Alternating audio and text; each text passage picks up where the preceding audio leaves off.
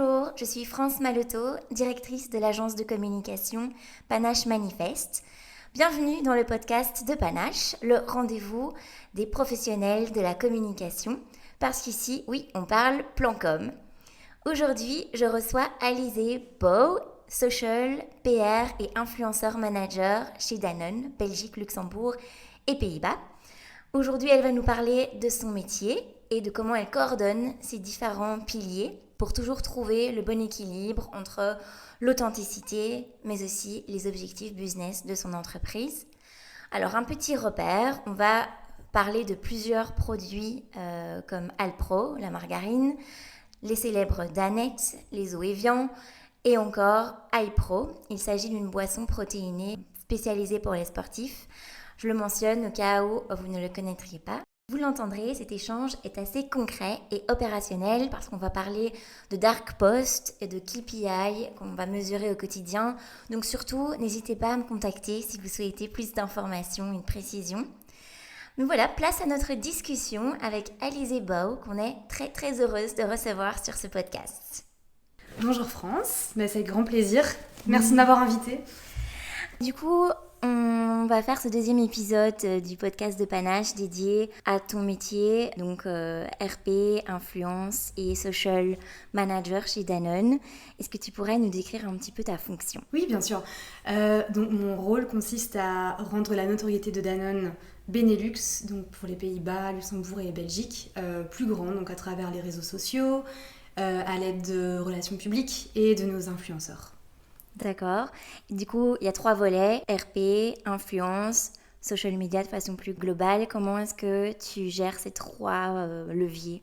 Donc on essaye de trouver une cohérence entre chaque pilier. Donc on a des campagnes pour chaque marque. On a plus d'une dizaine de marques chez Danone. Donc on essaye, par rapport au budget, de faire des campagnes avec des influenceurs ou avec juste les réseaux sociaux. On va ensemble avec l'équipe, donc les brand managers, voir qu'est-ce qui pourrait être le plus pertinent. Est-ce qu'on va vers des influences uniquement ou est-ce qu'on va faire un événement presse ? Donc c'est quelque chose qu'on voit ensemble. C'est vraiment un teamwork parce que oui, il y a tellement de choses à faire qu'on doit faire des choix. On aimerait pouvoir tout faire, mais c'est une question de temps et de budget aussi. Du coup, chez Danone, tu t'occupes de plusieurs marques. Il y en a une dizaine, tu dis... Ça va de Oikos à Hypro, Alpro. On a aussi les eaux chez Danone avec Volvic et Evian. Enfin oui, on a plusieurs marques dans notre carnet. Ce qui est chouette parce que ça, voilà, on a un job varié. Parfois ça peut être compliqué parce que tout doit être vite. Mais voilà, c'est un challenge qu'on prend avec grand sourire. Mais oui, il faut pouvoir changer le tone of voice. Un high pro va communiquer autrement qu'un Oikos qui est un peu plus premium. Et donc les influenceurs seront si différents. Donc ouais, c'est vraiment une recherche. C'est pas travailler avec une seule marque, c'est vraiment diversifier dans une seule firme. D'accord. Et donc j'entends, tu travailles avec des brand managers. Comment est-ce que tu collabores avec les équipes marketing ? Donc on a des ICP chaque année où on regarde les budgets qu'on a. Par marque, enfin par produit ou oui. Par marque. Par marque. Chaque marque a ses propres produits. Dans Alpro par exemple, on aura les produits protéinés, on aura les baristas, on aura les yaourts, enfin on aura plusieurs produits, mais c'est par marque. Parce que chaque marque a sa propre stratégie, a son propre budget. Donc oui, avec chaque brand manager, Moi, mon rôle, c'est de vraiment leur proposer, voilà, on devrait faire du influenceur pour telle ou telle raison, on devrait faire telle activation sur les réseaux sociaux pour telle raison. C'est être un peu un guide pour chaque marque. Et encore une fois, on se donne la main et on essaye de faire en sorte que la notoriété soit mieux, vu qu'il y a tellement de concurrence sur le marché, on a envie de sortir du lot. Et pour sortir du lot, quelle est la tâche qui te demande le plus d'exigence dans, je vais dire, l'ensemble de ton métier ? Je dirais le choix des influenceurs. Parce qu'on doit voir, est-ce que c'est vraiment genuine ? Est-ce que c'est authentique ? Est-ce qu'ils travaillent déjà pour une autre marque concurrentielle ? Et c'est peut-être... bête, mais parfois on reçoit des profils qui sont intolérants au lactose. Donc on doit vraiment faire un screening Ça, c'est quelque chose qui prend quand même pas mal de temps. On doit voir que non seulement il correspond avec les valeurs de Danone, les valeurs de la marque, et oui, c'est un des jobs les plus compliqués, je dirais. Ça a l'air facile, mais ouais, il faut screener. Et donc ça, c'est, on va dire, le volet influence. Tu pilotes aussi le côté relations publiques. Est-ce que ces deux métiers se rejoignent d'une certaine façon entre, je vais pas dire le journaliste, à mes yeux, le journaliste et l'influenceur sont un peu aux antipodes, mais est-ce que tu as l'impression que ces deux métiers pourraient dans le futur se rejoindre ? On a des journalistes qui vont faire de l'influence. On a des influenceurs qui vont prendre un ton un peu journalistique, si je peux dire ça comme ça. Mais les deux restent quand même, pas aux antipodes, mais restent à part. Et donc, pourquoi pas ? Parce que les gens recherchent des avis, par exemple, quand on vend des produits pour faire des recettes, avec Alpro par exemple, ou même Oikos. Si on peut avoir quelqu'un qui a une expertise dans ce milieu-là, peut-être pas un journaliste, mais quelqu'un qui a de l'expérience là-dedans, on va plutôt faire confiance à ce type de personnage qu'un autre. Maintenant, on essaie de varier nos types d'influenceurs. On va être avec des macros si on veut vraiment faire de l'awareness, et avec des micros si on veut propager plus de messages, mais les deux vont ensemble. Maintenant, les journalistes, on n'a pas encore travaillé avec de journalistes, en tant qu'influenceurs, mais on fait appel à eux pour créer des articles, par exemple, pour des nouveaux lancements. Je pense à Activia Kéfir, par exemple. Donc, on essaye de faire du bruit à travers le papier, parce que ça reste encore utilisé, moins qu'avant, mais ça reste utilisé. Est-ce que tu constates une différence entre une relation avec un journaliste en Belgique, Wallonie, Flandre, et la Hollande, puisque tu dis que tu t'occupes de ce marché-là aussi? Est-ce que tu as l'impression il y a des grosses différences sur le marché? En guise de journaliste, je peux pas trop dire parce qu'on travaille avec des agences RP, donc je suis pas en contact direct avec les journalistes. Maintenant, si on parle des influenceurs, on voit une différence. Même si l'émotion et l'humour marchent dans les trois territoires, un francophone, donc Wallonie, sera plus amené dans l'émotion, tandis qu'en Flandre, ce sera plutôt fact-based, et les Pays-Bas aussi. Vraiment plus, je peux dire terre à terre, mais ils vont plus questionner ce qu'on fait que en Wallonie ou /France, où c'est plutôt humoristique, mais l'humour marche encore une fois dans les trois territoires. Du coup, si on rentre un petit peu plus dans ce milieu de l'influence, donc vous collaborez, j'entends, avec beaucoup d'influenceurs différents selon les typologies de produits, les besoins aussi des différentes marques et vos actus. Est-ce que tu peux nous raconter comment se construit une relation d'influence vraiment importante et stable ?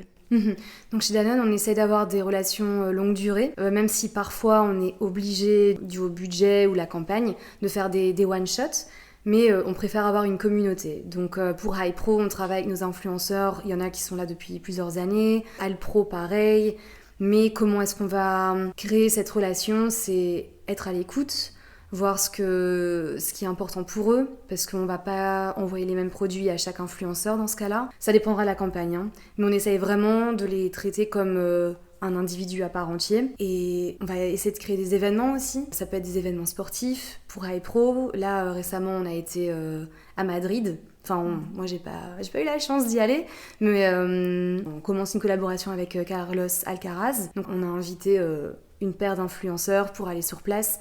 Donc aussi montrer qu'on compte sur eux. Ouais, si on pouvait faire plus de ce genre d'événements, on le ferait. Maintenant, on sera plutôt en Belgique ou aux Pays-Bas. Mais vraiment créer des expériences. Parce que l'influenceur, c'est avoir un lien avec sa communauté. Mais nous aussi, on a besoin d'avoir un lien avec nos influenceurs pour pouvoir mieux les comprendre. Pas juste leur envoyer un produit et leur dire, parler de tel ou tel produit. Non, c'est vraiment un lien. Donc on essaye de favoriser ça. Même si, ça prend du temps, mais ça vaut la peine de le faire. Oui, parce que finalement, c'est un partenaire dans votre collaboration business. Donc, on essaie d'être en contact avec eux de façon journalière. Je suis aidée par 2 agences externes pour travailler sur ce topic-là d'influence. parce que oui, on a plusieurs marques, on a beaucoup d'influenceurs, donc moi toute seule gérer ces relations, ce serait juste impossible. Mais voilà, je suis contente de nos agences, ce sont aussi des gens humains, c'est important de faire le bon choix d'agence aussi, parce qu'elles nous reflètent. Donc voilà, comment on essaye de garder une bonne entente avec nos influenceurs. D'accord. Et justement, tu parlais de pouvoir être à l'écoute et répondre aussi à leurs besoins. Comment est-ce que tu places le curseur entre le besoin d'authenticité et finalement que ça colle à la culture et l'ADN de la marque Danone? Donc pour rester, je vais dire, cohérent par rapport à ta marque et à son ADN et que l'influenceur ne soit pas trop cadenassé. Comment tu briefes ça? Donc on envoie tout le temps le brand book de la marque avec les do's and don'ts. Parce que si on va trop dire il faut faire ça, l'influenceur il va se sentir, comme tu l'as dit, cadenassé. Et au final on fait appel à cet influenceur parce qu'il a son univers, son propre monde et on pense que notre produit puisse rapporter quelque chose, mais on leur laisse carte blanche. Enfin, carte blanche, il y a des choses qui semblent logiques, hein. On va pas parler de politique, on va pas parler de religion, enfin, il faut que ce soit quelque chose de neutre, mais qui va coller à son profil, mais aussi au nôtre. Donc, Hypro va communiquer d'une certaine façon, et on va choisir nos influenceurs qui colleront le mieux à cette marque. Mais ils ont carte blanche dans le sens où ils vont utiliser ce produit comme ils le veulent. Que ce soit le matin, le soir, l'après-midi, en snack, en recette, ils peuvent faire ce que bon leur semble. Et nous, on va juste leur dire, on va éviter ça, on va pas faire ça. C'est marrant, mais il y a des mots qu'on peut pas utiliser, par exemple, dans certaines marques. Donc on va le stipuler dans le briefing. Il y aura tout le temps des rounds de correction. Donc s'il y a un terme qu'on peut pas utiliser, par exemple pour Volvic Plus, on fait une campagne influence. On peut pas se vendre comme quelque chose de pharmaceutique, par exemple. Notre eau ne va pas aider à se sentir mieux, enfin on n'est pas une potion magique. Donc il y a des choses qu'on ne pourra pas mentionner. Il faut contrôler le message en fait jusqu'au bout. C'est ça. Tu fais des retours avec l'influenceur pour valider le contenu. Et on est aidé par le brand manager, lui connaît sa marque par cœur. Il y a aussi le legal team qui va voir si le message colle bien ou pas. Mais c'est très méticuleux. Comme je l'entends, il y a beaucoup d'intervenants. Une campagne d'influence, si on doit la gérer de A à Z, donc du brief jusqu'au la publication du contenu, il y a combien de temps qui se passe? Quand même, il faut compter un bon mois et demi. Maintenant, ça arrive qu'on nous dise, voilà, on veut lancer telle date. Mais si on veut du bon contenu, moi, je favorise commencer une campagne un peu plus tard, mais avec des influenceurs qui collent à la marque, avec un message pertinent et là où ils ont eu le temps de vraiment faire une vidéo chouette, fun, quelque chose de qualitatif, que de faire quelque chose rapidement, juste pour dire de respecter la deadline. Même si tout est important. La deadline est importante, mais ça prend du temps. Et il y a beaucoup de personnes qui ont sous-estimé ça, parce que ça va même au-delà de ça. Il faut sélectionner les influenceurs pour ensuite leur envoyer le briefing, pour ensuite faire des sessions de correction, si je peux dire ça comme ça. Mais ouais, ça prend du temps. Même si, voilà, il faut que ce soit authentique, mais c'est quand même contrôlé. Maintenant, avec le contenu UGC, peut-être que là, c'est un peu plus zen, si on peut utiliser ce mot. Mais non, c'est contrôlé. Tout est contrôlé. L'UGC, là, tu parles du consommateur final, enfin le contenu généré par l'utilisateur final, donc le client. Voilà. Il y a beaucoup de gens qui font ça, qui taguent Danone quand ils utilisent un produit. On en a une paire et on essaye de collaborer avec ce type d'influenceurs aussi parce que peut-être qu'ils n'ont pas une grande plateforme de followers, mais ce sera... Si quelqu'un voit cette vidéo, il va se dire « Ah ouais, c'est pertinent ». Donc on va vraiment faire un mix de macro, micro et...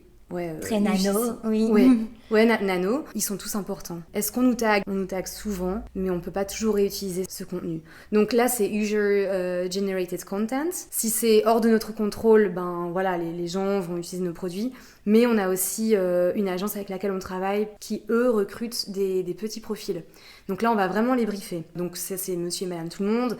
Même toi, France, tu pourrais le faire. Mais voilà. En retour, tu as des produits Danone et tu fais une vidéo pour parler de ce produit, pourquoi tu l'aimes bien, comment tu l'utilises. Mais là, il y a un follow-up derrière. Tandis que même moi, je fais des vidéos, si je vais au restaurant et je les tag, c'est un peu du user-generated content, mais je ne suis pas rémunérée pour ça. Et le restaurant n'est pas obligé de le réutiliser. Mais c'est gratuit, entre guillemets. Mais dans notre monde, il y a rien de gratuit. Oui, c'est ça. Derrière, il y a toujours un accord. C'est ça. Mais c'est hyper intéressant de voir que, en fait, vous jonglez entre un influenceur macro qui a une très grosse communauté, peut-être plus de 100 000, j'imagine que c'est un peu ça. Et puis derrière, des nanos qui ont leur famille, en fait, limite quelques amis et qui développent leur audience au fur et à mesure. Donc les accompagner dès le départ, c'est peut-être aussi une belle stratégie d'évolution et de partenariat. Et il y en a qui grandissent vite. Si je regarde les influenceurs qu'on avait il y a une paire d'années et aujourd'hui, il y en a qui ont bien évolué. Donc ça engendre aussi une différence dans les coûts. Mais pareil, ça, on gère avec l'agence. C'est quelque chose qu'on essaye de garder à l'œil. Et il y a une question qu'avec Charlotte, on se pose souvent aussi, c'est à quel moment est-ce que l'influence a une limite? Est-ce que tu as l'impression que les internautes, à un moment, sont méfiants par rapport à la campagne d'influence qu'ils sont en train de consommer? Parce que, en fait, ils connaissent le business derrière, ils savent que l'influenceur est rémunéré. Est-ce que tu ressens ou tu as une vision sur cette méfiance de la part de l'internaute? Je sais pas si on peut la ressentir, parce que c'est difficile de calculer, par exemple, un ROI sur nos produits, parce que ce sont des produits frais. Donc on ne sait pas dire si quelqu'un a acheté le produit directement en ayant vu la vidéo ou pas, tandis qu'un Amazon ou une autre marque, style ici par XL, peut acheter directement à partir d'une vidéo d'influenceur. La seule marque avec laquelle on a fait ça, c'est Hypro, parce qu'on a un shop. Donc les gens, on a fait un social ad, un commercial ad, pardon, là où les gens pouvaient directement cliquer sur notre site web pour acheter notre produit. Maintenant, pour répondre à ta question, les gens savent qu'aujourd'hui, être influenceur, c'est un métier, mais ils continuent à regarder les vidéos et on essaye justement de faire des vidéos avec nos influenceurs qui sont pas trop publicités.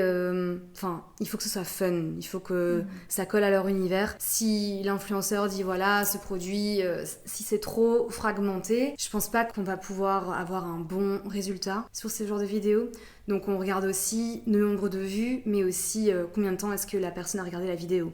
Si elle swipe après 3 secondes ou après 5 secondes même, c'est très peu. Donc le temps de vision va générer voir si la publication a fait effet ou pas. D'accord. Mais c'est vrai que c'est un milieu où ça perd de l'authenticité, si je peux dire ça comme ça, parce qu'aujourd'hui tout le monde peut devenir influenceur, mais on va choisir nos collaborateurs par rapport à ça. Si on voit que l'influenceur a travaillé pour plusieurs marques, on va peut-être être méfiant. Oui. Même pour les collaborations, on reçoit pas mal de messages pour Hypro. Est-ce qu'on peut collaborer? Mais on peut pas prendre tout le monde. Et puis l'influenceur joue aussi sa crédibilité, s'il doit être cohérent. Pas jongler de marque en marque, parce que sinon il perd aussi sa crédibilité auprès de son audience. Il va dégager une image de je suis ici vraiment pour le business. Maintenant, à juste titre, on a tous besoin de gagner notre croûte, mais il faut que ce soit cohérent avec les valeurs de Danone, donc la sélection va être facilement faite, même si il faut vérifier ce qu'on reçoit dans la database. Mais pour Activia, par exemple, on va essayer de travailler avec des personnes qui aiment tout ce qui est nature, tout ce qui est yoga. Enfin, il faut un certain train de vie, même si la personne elle peut sortir en boîte, il n'y a pas de souci, mais le train de vie principal doit être healthy, entre guillemets. C'est peut-être tout bête, mais quelqu'un si on voit un compte où on mange des burgers tous les jours, du fast-food, où on fume, par exemple, ça va être un no-go. Pas parce qu'on veut discriminer la personne, mais juste parce que ça ne va pas coller avec la marque. Tout à fait. Parlons un peu de tendance réseaux sociaux. On parlait de mettre le curseur entre l'authenticité et le cap sur l'ADN. Comment tu fais ça par rapport à tes réseaux sociaux, la création de contenu? Comment est-ce que tu, au quotidien, travailles tes contenus réseaux sociaux? Donc par rapport aux trends, on va éviter de sauter sur chaque trend parce que pas toutes les trends sont bonnes pour Danone. Mais je vais travailler avec Radarly par exemple, pour voir de quoi on parle. Les trends du moment, style le matcha, tout le monde en parlait. On a le Alpro matcha coconut. Donc on va essayer de jouer sur des trends qui sont ok pour nous. Les agences externes vont aussi avoir un radar sur toutes les trends du moment. Donc il y avait la trend où on devait peindre la personne en face de nous. Je sais pas si vous l'avez vu, mais c'était une drôle de trend. Donc on l'a mis dans notre contenu Alpro. Donc c'était un pique-nique. Donc on va jouer sur les tendances et aussi sur les top topicales. Donc là, c'était début de l'été, donc qu'est-ce qu'on fait? On fait des pique-niques et on a demandé aux influenceurs de se peindre l'un l'autre. Mais sur le tapis de pique-nique, on voyait des produits Danone /Alpro. Et donc, elle faisait une peinture. Forcément, la peinture, elle ressemblait pas à grand-chose, parce qu'on n'a pas affaire à des Picasso ou des Van Gogh. Mais c'était fun, voilà, c'est léger. Mais on va éviter de faire toutes les trends. Sur Hypro, la trend, ça c'est une trend qui marche pour tout le monde, c'est A Day in My Life, ou c'est du lifestyle, c'est suivre l'athlète ou le sportif vers la salle de sport, voir comment il travaille, comment est-ce qu'il utilise les protéines pour être mieux dans son sport. Mais c'est des trends lifestyle qui marchent pour chaque marque en fait. Mais vraiment les trends style red flag ou on a fait le beige flag avec Hypro. Ça c'est des trends qui sont sympas, qui sont faciles de réutiliser. Mais il y en a qu'on ne peut pas réutiliser par exemple. Parce que ça va pas être cohérent avec la marque. Quoi. Complètement. Ok. Donc finalement, oui, tu adaptes un peu la création de contenu à ce qui fonctionne. Et puis parfois, tu as des surprises. Il y a des créations parfois qui ont permis de générer un buzz. Malheureusement, on n'a pas encore fait de buzz. Mais c'est vrai que je pense que c'est le but de chaque marque de faire des buzz. Des bons buzz, pas des mauvais. Mais on a des bons résultats avec nos vidéos. Mais de là à faire un buzz, pas encore. Je touche du bois. Et maintenant, pour tout ce qui est copie, donc on parle de la création du contenu visuel, mais maintenant tout ce qui est copie et écriture, comment est-ce que tu génères en fait les wordings? Est-ce que tu fais des A/B tests pour vérifier un petit peu ce qui fonctionne? Parce qu'aujourd'hui, il faut quand même être très accrocheur sur les réseaux sociaux. Comment tu travailles ça? Donc ça, c'est avec une agence externe, tout ce qui est copie. Avant, quand j'étais créatrice de contenu chez Danone, je l'écrivais moi-même. Je m'occupais principalement du Always On, donc j'écrivais une copie, mais il n'y avait pas vraiment de A/B test. Si on faisait du dark post, là, on faisait du A/B test en voyant qu'est-ce qui marche le mieux entre tel CTA ou l'autre. Mais aujourd'hui, on va demander à l'agence de créer de la copie, mais il n'y aura pas vraiment de A/B test. D'accord. Et tu fournis à l'agence alors des personas par marque ou vous n'utilisez pas forcément Si. Enfin, certaines marques ont un persona. Chaque marque a son tone of voice. Là où Danette sera plus fun, Oikos sera plus premium, Hypro ce sera dans la motivation, to the point. Mais il faut savoir être un caméléon et sauter d'un tone of voice à l'autre. Mais voilà, il y a parfois des corrections à faire, mais principalement ils s'en sortent plutôt bien. Puis dans notre cas, on doit travailler dans la langue française, néerlandophone et anglaise, parce que Hypro, on communique du moins sur notre Always On en anglais. Et j'imagine que c'est pas juste une traduction, vous adaptez vraiment par langue aussi, il y a aussi une influence culturelle là derrière. Oui, il y a un jargon. L'hollandais est autre que le néerlandais. D'ailleurs, je sais même pas si on dit hollandais, mais enfin le néerlandais des Pays-Bas n'est pas le même que le néerlandais en Belgique. Le français, France, Wallonie sera plus ou moins la même. Mais oui, on demande à nos équipes de faire un check là-dessus. Parce qu'il faut que ça soit pertinent pour les gens qui nous suivent. Il faut pas que ce soit un texte plat, il faut vraiment parler à notre communauté.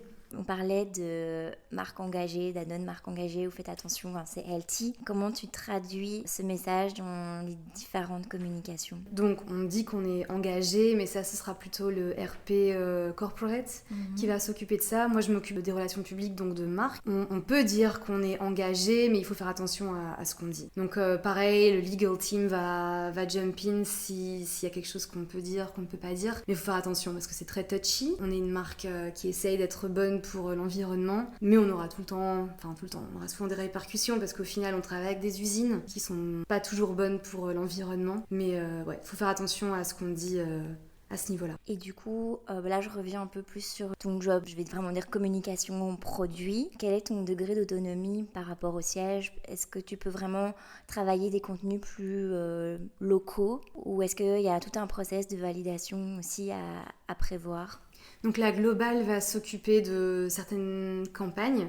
Par exemple, la campagne Carlos Alcaraz, ils nous ont partagé un brand book, des guidelines. Ils nous ont dit que faire ou ne pas faire justement avec nos influenceurs. Mais on est assez flexible en Belgique. /Pays-Bas. Donc on aura une trame et on va devoir la suivre en ayant plus ou moins carte blanche.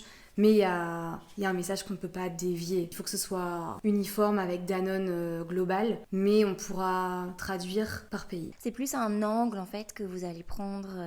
Juste histoire d'être en ligne avec les autres pays. Mais il y a des assets qu'on va recevoir. On va recevoir des photos, de la copie qu'on va devoir traduire pour la Belgique, néerlandais /français. Mais ça nous aide quelque part parce que c'est un gros travail. Ils passent des mois là-dessus. Donc ce serait dommage de ne pas les suivre. Parce qu'on gagne du temps à aller suivre ces guidelines. Après, il y a d'autres marques. Quand je travaillais sur Danette, par exemple, je m'inspirais de ce que faisait la Global. Mais ça dépend. Il y a des périodes où ils font pas grand chose pour la marque. C'est pas péjoratif, hein, mais c'est juste que à ce moment-là, j'avais carte blanche. Maintenant, si on a un doute de est-ce qu'on peut utiliser ça ou pas, on leur envoie. Et ils sont assez réceptifs, ils répondent vite. Donc ouais, parfois on crée du contenu juste localement, sans l'aide de la globale. Mais il y a des collaborations avec Actimel et les Pokémon par exemple. Là c'est la globale parce que c'est tellement gros qu'on doit savoir s'appuyer sur eux. Mais c'est comme la plupart des grosses marques, hein. McDo, ils veulent être uniformes d'un point de vue global. Bah, c'est pareil pour Danone. Il y a des petites différences, hein. Par exemple High Pro va s'appeler Yo Pro dans d'autres pays, ou Get Pro. Mais sinon le tone of voice va être pareil dans tous les pays. Ça nous aide. C'est un gain de temps. Oui, évidemment. Oui. Tu utilises les enseignements pour les appliquer à ton marché. C'est ça. Et donc, en fonction de si on a le budget ou pas, si on a le temps ou pas, on va utiliser cette campagne dans nos pays. Donc, ouais, je suis contente qu'on a pu faire celui de Carlos Alcaraz. Et ouais, j'espère qu'il y en aura plein d'autres. Et comment tu suis comment tu veilles tout ce qu'il fait au niveau de la concurrence? Est-ce que tu as une routine? Donc pareil, la globale va nous aider aussi à garder un œil sur ce que la concurrence fait. De mon côté, j'essaye de regarder les pages Insta, TikTok de nos concurrents, style Nestlé, Oatly, qui sont aussi vachement forts. Mais on va les checker pas pour copier ce qu'ils font, mais plutôt pour voir où est-ce qu'ils sont forts, parce que ce sont des forces, on peut s'en inspirer. Mais ouais, toutes les semaines, je vais regarder sur leur plateforme, voir ce que eux font. Radarly m'aide aussi beaucoup pour voir qu'est-ce qu'on dit de la marque, qu'est-ce qu'on dit en bien, qu'est-ce qu'on dit en mal, parce que ça aussi ça peut nous aider à faire une certaine communication. Je pourrais voir le BM et lui dire voilà, on a beaucoup de questions sur tel produit, ou on a beaucoup de feedback sur tel produit, est-ce qu'on pourrait en faire un asset, que ce soit dans le Always On ou dans un dark post. Mais c'est le community management, les gens ont envie de se sentir écoutés, et c'est quelque chose qu'on va utiliser aussi dans notre façon de communiquer. On a une équipe qui s'occupe vraiment du community management, donc tous les vendredis on a un email en Belgique et les Pays-Bas où ils vont reprendre toutes les marques et ils vont dire voilà, il y a tel produit qui a eu autant de feedback positif ou négatif, ou beaucoup de questions sur est-ce que je peux allaiter si je mange tel produit, ou enfin plein de questions auxquelles on n'y penserait jamais. Mais en fait on doit se mettre à la place du followers, parce qu'en fait on nous attend pas. On n'attend pas à ce que High Pro fasse tel ou tel post, mais donc on doit jump sur la vie de tous les jours de nos followers pour faire du contenu. Tu vas prendre une question qu'un consommateur se pose, va justement créer de la ouais. valeur ajoutée aussi par rapport à ça. On nous demandait est-ce qu'il faut prendre les protéines avant ou après le workout. Et moi qui ne suis pas calée en sport, on a des professionnels dans l'équipe qui peuvent répondre à ça. Donc on va en faire un simple post. Voilà, ça prend 5 minutes et au moins le followers va se sentir écouter, et en fait c'est eux qui vont nourrir notre plateforme, parce qu'on va faire des assets promotionnels, on va faire des assets qui lancent des nouveaux produits par exemple, mais on doit faire une combinaison de tout. On doit aussi prendre en compte ce que monsieur et madame tout le monde vivent dans leur quotidien pour en faire du contenu, parce qu'on a envie d'être dans leur quotidien. On a envie que dès le matin on prend un Actimel par exemple, à midi on prend en dessert une danette, ou on a envie de faire partie du quotidien Tout à fait. du rituel de la journée, on va dire. Exactement, c'est ça. Du coup, on a parlé de cette campagne d'influence qui prend jusqu'à 1 mois et demi pour être construite et, je vais dire, être publiée. Tout le travail de recherche et d'adaptation des messages. Est-ce que, à la fin, comment est-ce que tu évalues cette campagne en termes de KPI? Quelles sont les métriques que tu vas observer pour vérifier la qualité et le succès de ta collaboration? Donc on travaille avec les agences externes qui, après chaque campagne, vont faire un reporting. Donc on s'assoit ensemble avec les brand managers, moi, le media manager et l'équipe, et on va voir les chiffres de chaque influenceur. Ça dépendra de la campagne. Si c'est awareness, on va checker les chiffres par rapport à ça. Les ventes, encore une fois, c'est difficile. Malheureusement, ça c'est quelque chose qui me frustre parfois, parce que j'ai l'impression qu'on fait des chouettes vidéos, mais je peux pas vraiment dire on a fait autant de ventes. Ça c'est quelque chose qui me manque parfois dans mon métier. Mais oui, ce sera le view-through rate, ce sera les KPIs de base. Les mêmes qu'on peut utiliser en campagne paid. Exactement. On va faire que du paid. On va pas faire d'organique, même s'il y a certaines marques qui continuent à faire ça. Nous, on favorise le paid parce qu'au final, on passe X heures sur la création de contenu ou X heures sur le briefing pour l'influenceur. Tout ça pour générer 3 likes. Enfin, j'exagère, mais il faut qu'il y ait un retour. Donc on va principalement faire du paid. Complètement. On essaie de faire de plus en plus de social ads où on peut acheter directement, donc comme avec HiPro, hein, le social commerce. Et ça avait bien marché, d'ailleurs, ça avait très bien marché. Ouais, ou travailler avec des codes promo, travailler avec des influenceurs où on a directement un lien. Ça, c'est quelque chose qu'on essaye d'implémenter de plus en plus. Ben là, on finalise tout doucement notre conversation, mais si on regarde ton métier de façon générale, est-ce qu'il y a des idées reçues que tu aimerais déconstruire? Dans le milieu des réseaux sociaux, influence, on pense que c'est quelque chose qui est rapidement fait et simple, mais il y a toute une stratégie derrière. La marque a un but spécifique. Si je prends le dernier exemple qu'on a fait avec Danone, c'était le Skir, donc sur Danone Mother Brands. On veut vraiment faire passer un message spécifique. Ce message-là a l'air simple, mais les influenceurs doivent vraiment pouvoir le mettre dans une vidéo légère mais fun sur les réseaux sociaux. Mais penser que c'est quelque chose de vite fait, bien fait, ça c'est... Malheureusement, ce n'est pas le cas. Il y a des heures de travail, il y a aussi parfois des battles, hein, là où moi j'ai envie de travailler avec tel ou tel influenceur et on me dit ben non, pour telle ou telle raison, on pense pas que ça va coller à l'image. Donc je vais favoriser les test and learn. En fait, notre métier dans l'influence, les réseaux sociaux, c'est des test and learns tout le temps. On peut rien faire de mal. Heureusement, on n'est pas en train de piloter un avion avec des vies à l'intérieur, on n'est pas médecin.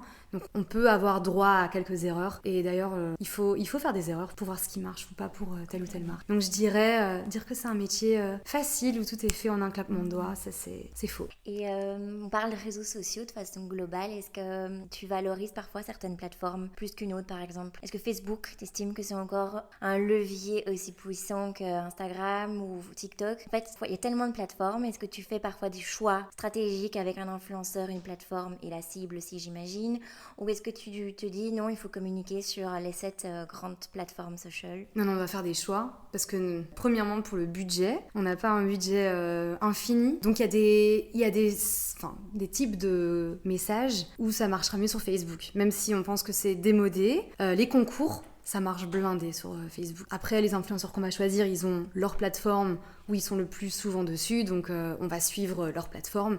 On va pas demander à un influenceur TikTok de nous faire du YouTube, par exemple. Enfin, on va respecter sa plateforme de choix. Et oui, par rapport au budget, on sait qu'un post LinkedIn va coûter très très cher. Mais bon, en tant que Danone, est-ce qu'on a besoin d'être là-dessus? Ce sera plutôt pour les RH. S'ils veulent faire une campagne pour recruter des gens, on va leur dire voilà, c'est la plateforme où il faut être. Mais oui, ce sera des choix stratégiques. Instagram et TikTok sont les plus présents chez Danone. Et parfois Pinterest et Facebook. Donc les recettes, Pinterest ça marche blindé, mais aussi sur Instagram. Donc chaque marque, donc dans les ICP, on va se dire voilà, ça c'est le bucket, ça c'est le seau avec l'argent qu'on a. Qu'est-ce qu'on va faire? On va diviser le budget par plateforme. Mais ce sera impossible d'être présent partout. D'accord, donc tu privilégies Insta et TikTok.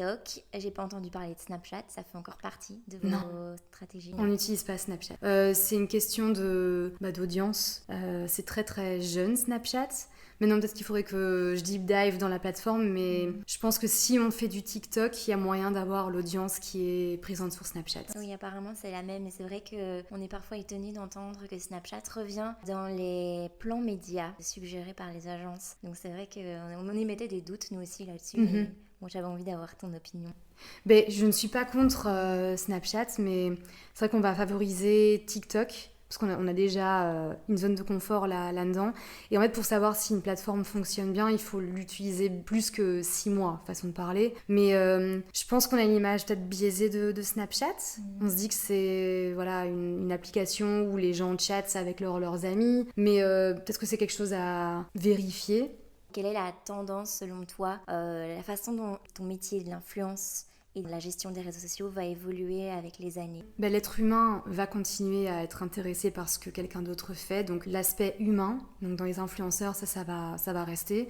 Je pense qu'on aura de plus en plus affaire à des robots, enfin des influenceurs AI, des faux influenceurs, si on peut dire ça comme ça. Déjà, ça existe déjà, je crois, mais ça va boomer d'ici quelques temps. Mais oui, l'aspect humain où on cherche des conseils, où on cherche avoir pas des coachings, mais pouvoir tenir compte de ce que un influenceur fait. L'influence est là aussi pour nous donner des tips and tricks, et je pense que ça, on va garder. Parce qu'on est tous derrière notre ordinateur, enfin on est dans une société où on se sent de plus en plus seul, même si on est submergé d'informations. En fait, on ouvre notre téléphone et c'est des milliers de vidéos qui te tombent dessus à travers plusieurs plateformes.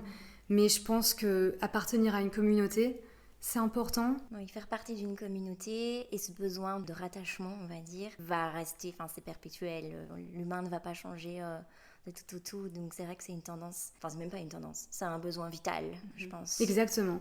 Et c'est pour ça que l'influence marche bien en fait. Parce que quand tu te retrouves dans ta chambre toute seule, avant d'aller dormir, qu'est-ce que tu regardes? Des vidéos d'influenceurs, que ce soit de n'importe quel topic. Et on parlait en off avant le podcast et on rigolait en disant que en fait le métier d'influence ça existe depuis toujours. Tu mentionnais Elvis Presley, etc.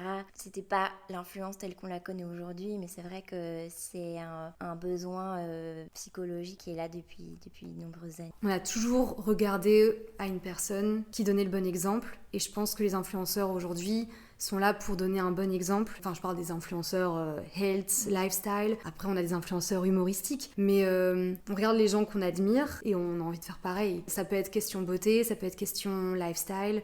Marilyn Monroe, les femmes de cette époque-là vont s'habiller comme elle. Enfin, c'est des gens qu'on regarde avec admiration. C'est comme ça qu'ils nous influencent d'une façon ou d'une autre. Du coup, quels sont les comptes Instagram qui t'influencent toi, qui t'inspirent? Instagram, LinkedIn, quels sont les profils que tu nous conseilles de checker? Sur Insta, ce sera bol.com. Ils arrivent à faire des assets variés, tout simples, avec de l'humour. Donc, vu qu'ils vendent de tout, ils arrivent à mettre tous leurs produits sur une seule plateforme.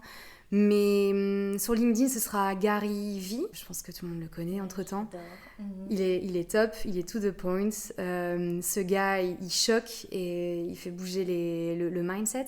Mais j'aime bien Sidley aussi sur LinkedIn, parce que c'est du contenu créatif, out of the box. Et c'est quelque chose qu'on essaye de faire.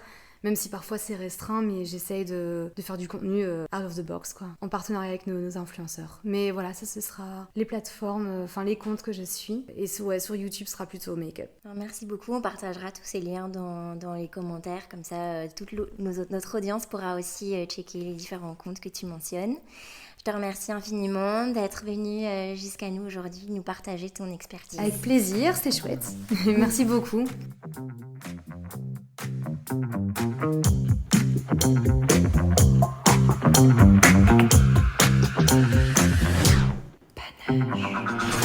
Merci pour votre écoute, j'espère que le podcast vous a plu. Je vous invite à vous abonner sur la plateforme de votre choix.